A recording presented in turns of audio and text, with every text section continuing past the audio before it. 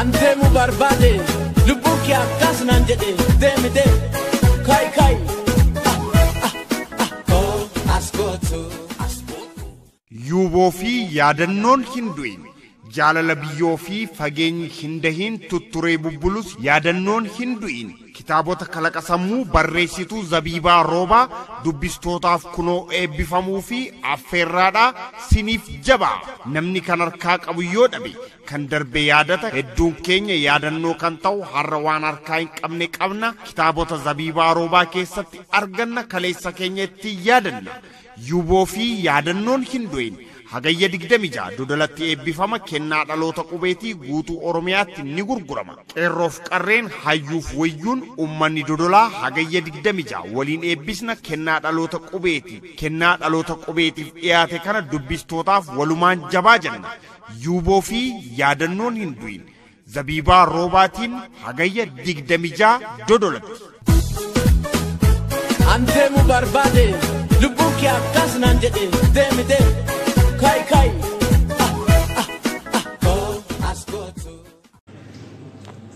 Saqa beekira yeroo ammaatana yaadannoo hinduunii fi akkasuma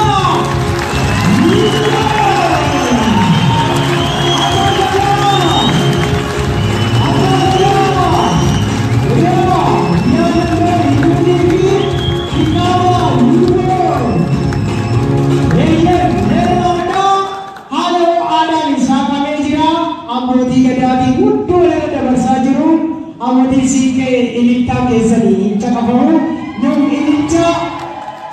yeroto kuma wani sike afutas na waya garen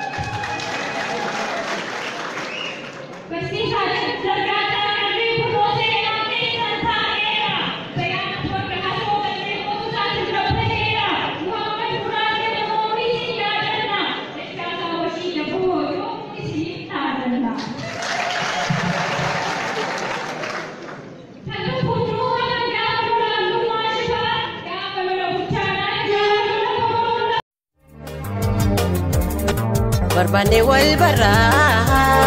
ni barra walirra wajji tarkaanfanna